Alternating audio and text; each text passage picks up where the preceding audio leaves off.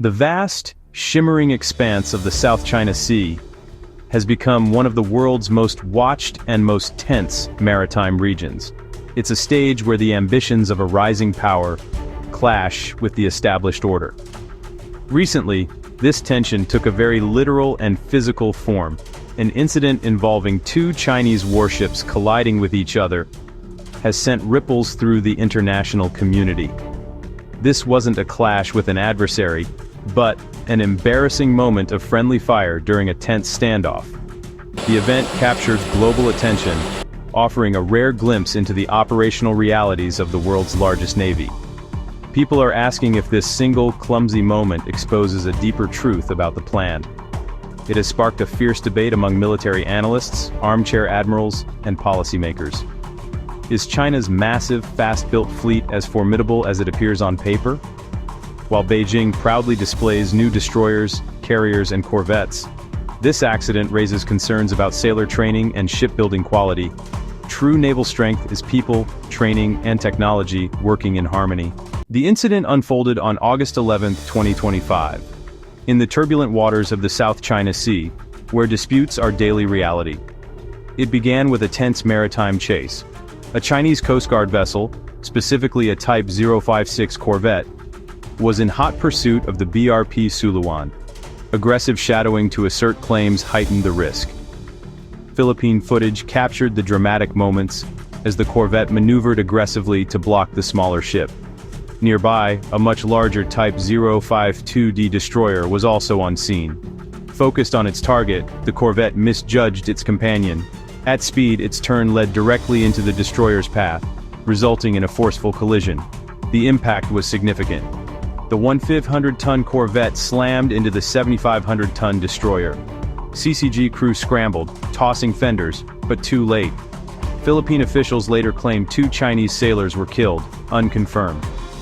Beyond damage, the Dent also bruised the plan's reputation for professionalism. To understand the significance, consider China's astonishing naval rise. Less than 50 years ago, the plan was a coastal defense force with outdated vessels. In 1978, GDP per capita was about 229. Poverty was widespread. Deng's reform and opening transformed the economy and industry. Over 800 million lifted from poverty. China became the factory of the world. Economic power flowed into an unprecedented shipbuilding boom. Hundreds of active shipyards, dozens for military hulls, dwarf U.S. capacity. Outputs rival WW2-era pacing. China can roll out over 3 Type 052Ds per year. The U.S. struggles to match that pace. Strategy shifted from coastal defense to blue water operations. Today's plan fields carriers, large amphibs, advanced destroyers, and nuclear subs. A humble force became a massive, modern fleet at remarkable speed. That is the backdrop against which this collision must be judged. A story of ambition, speed, and industrial power. But are the human and technical edges keeping pace? China now has more ships than the United States. Over 370 ships and submarines in planned service. The U.S. Navy fields just under 300 vessels. But ship count isn't tonnage. America retains a tonnage advantage, and key technological edges in several classes. 11 U.S. supercarriers project unmatched air power.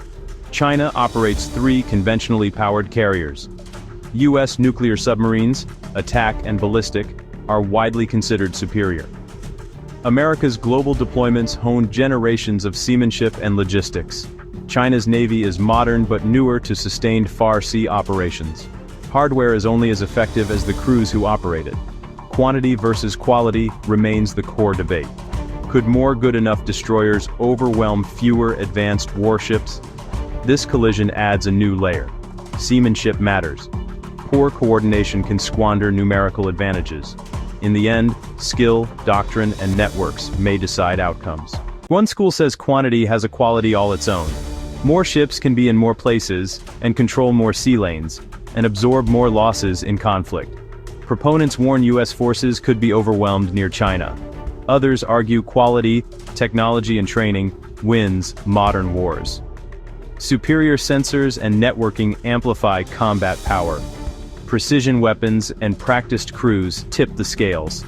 Submarine warfare and carrier aviation remain U.S. strengths. Smaller, advanced, well-trained forces can defeat larger ones. The collision supports the quality case. Seamanship matters. Rapid hull production may have outpaced crew training. Building ships takes years.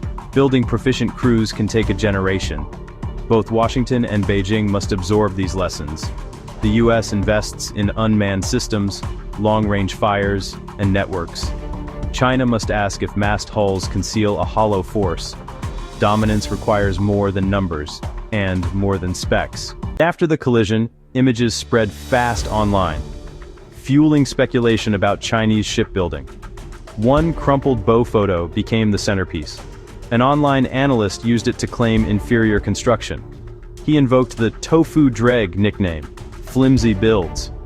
Argument: a modern warship shouldn't suffer so much at low speed. He cited tonnage gaps to imply lighter, weaker steel, and analogies of quality versus quantity from Wu. A striking visual matched a simple narrative. But the premise was wrong. The crumpled bow belonged to the smaller Type 056 corvette. The destroyer's actual damage was a dent and scrapes, consistent and limited.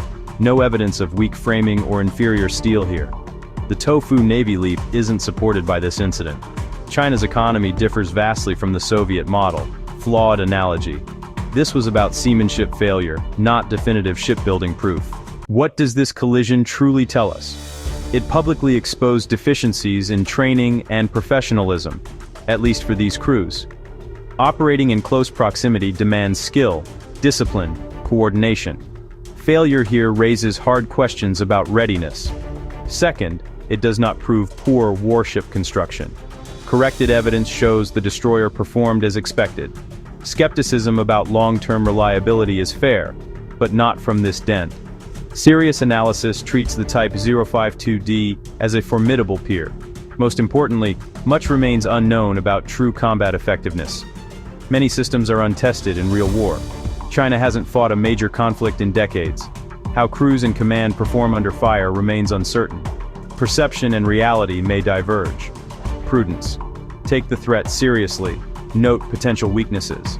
Until harder evidence emerges, the collision is a warning on seamanship, not a verdict on steel. In summary, the collision offers a limited but valuable window into the plan. Above all, it was a failure of seamanship and coordination. China must develop the human software to match its hardware. Building ships is one thing, building a fighting force is another. Initial analyses misread evidence. No single dent proves an industry's quality. The quality of Chinese warships remains debated. This incident isn't definitive. China fields advanced tech, yet remains largely untested in battle. Strengths and weaknesses are still theoretical. The two colliding ships symbolize the risks of rapid modernization. Naval power is ships, sailors, technology, and experience. China has solved the shipbuilding piece. The world will keep watching these waters for clues. Those answers will shape regional and global security. We'll keep you updated, subscribe, and enable notifications. Until then, treat the dent as a lesson, not a verdict.